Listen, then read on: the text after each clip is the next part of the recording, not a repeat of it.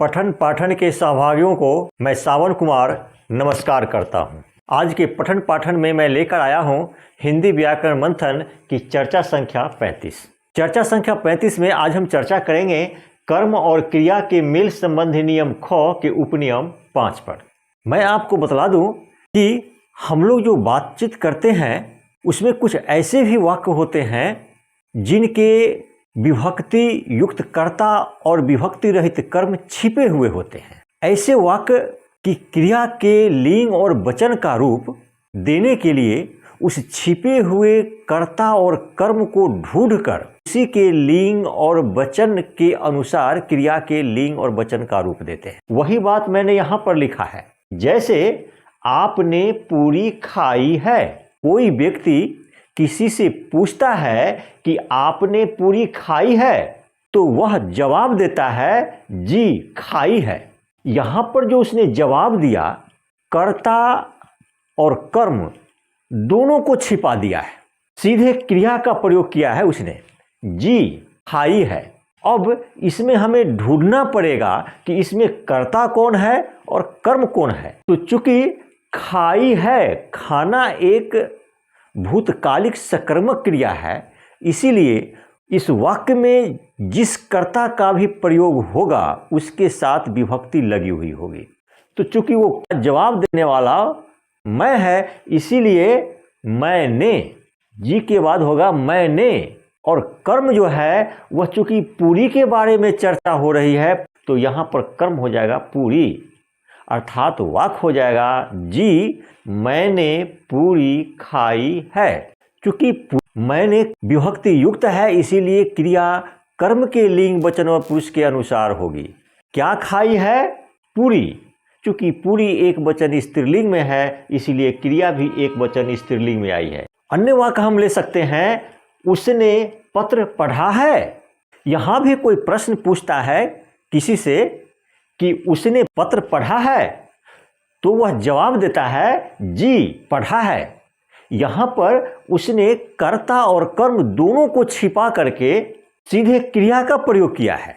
ये जी के बाद कर्ता होगा, क्योंकि पढ़ा भूतकालिक सकर्मक क्रिया है, इसीलिए उसने कर्ता होगा।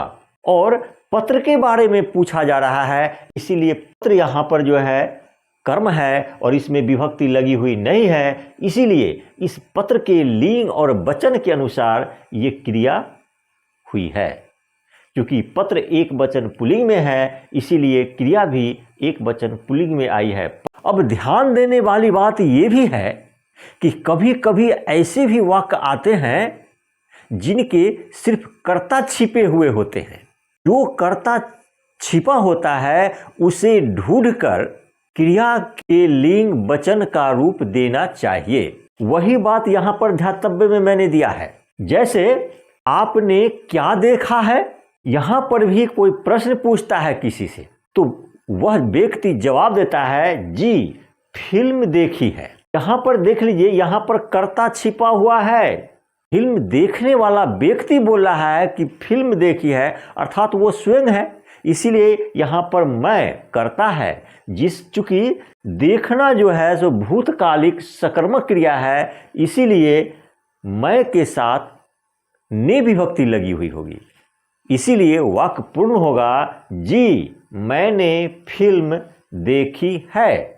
अब यहाँ पर मैंने कर्ता में ने विभक्ति लगी हुई है, इसीलिए मैं के लिंग और वचन के अनुसार ये क्रिया नहीं होगी।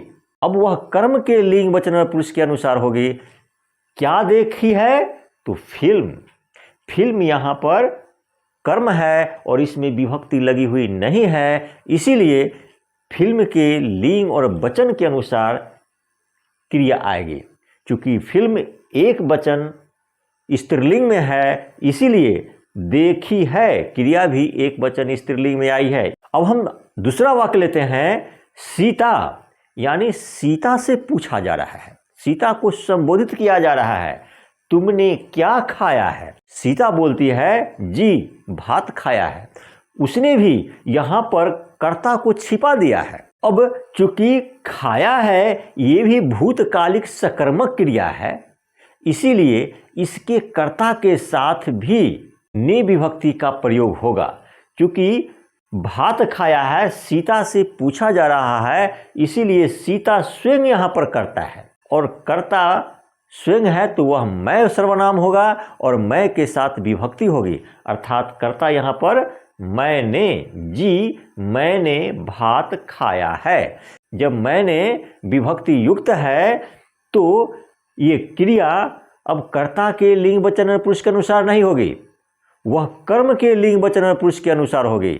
तो हम कर्म की तलाश करते हैं, क्या खाया है? उत्तर है भात। भात में विभक्ति लगी हुई नहीं है, इसीलिए भात के लिंग और वचन के अनुसार ये क्रिया आई है।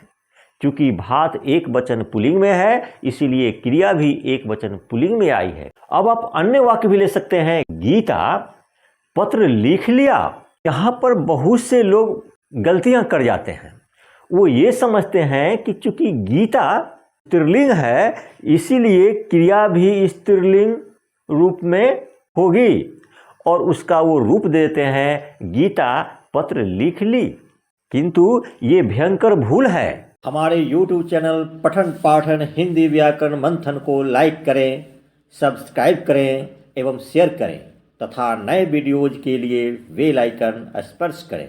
इस भूल से हमें बचना चाहिए। यहाँ पर गीता को संबोधित किया जा रहा है और यहाँ पर तुमने बोलने वाला तुमने सर्वनाम को छिपा दिया है, क्योंकि यहाँ तो ये संबोधन है, इसीलिए यहाँ पर कोई ना कोई कर्ता होना चाहिए और वह कर्ता चूंकि गीता है और गीता को संबोधित किया जा रहा है, इसलिए यहाँ पर तुम, और चूंकि ये लिख लिया भूतकालिक सकर्मण क्रिया है, इसीलिए तुम के साथ ने चिन्ह का प्रयोग होगा। यहाँ पर तुमने पत्र लिख लिया। अब कर्ता यहाँ पर विभक्ति युक्त है, इसीलिए क्रिया कर्म के लिंग और वचन के अनुसार होगी। क्या लिख लिया? तो पत्र। पत्र में विभक्ति लगी हुई नहीं है, इसीलिए ये पत्र के लिंग और वचन के अनुसार क्रिया होगी। पत्र एक वचन पुल्लिंग में है, इसीलिए क्रिया भी एक वचन पुल्लिंग में आई है, लिख लिया। अन्य वाक्य है मोहन कलम तोड़ दी। यहाँ पर मोहन को भी संबोधित किया जा रहा है, सर्वनाम छिपा हुआ है और चूंकि तोड़ दी, तोड़ना जो है भूतकालिक सकर्मक क्रिया है, इसीलिए यहाँ पर कर्ता के साथ ने चिन्ह का प्रयोग होगा। मोहन तुमने कलम तोड़ दी, और जब कर्ता विभक्ति युक्त है तो क्रिया कर्म के लिंग वचन और पुरुष के अनुसार होगी। क्या तोड़ दी? तो कलम। कलम में भी कलम यहाँ पर कर्म है और इसमें विभक्ति लगी हुई नहीं है, इसीलिए कलम के लिंग और वचन के अनुसार यहाँ पर क्रिया होगी। क्योंकि कलम एक वचन स्त्रीलिंग में है, इसीलिए क्रिया भी एक वचन स्त्रीलिंग में आई है, तोड़ दी।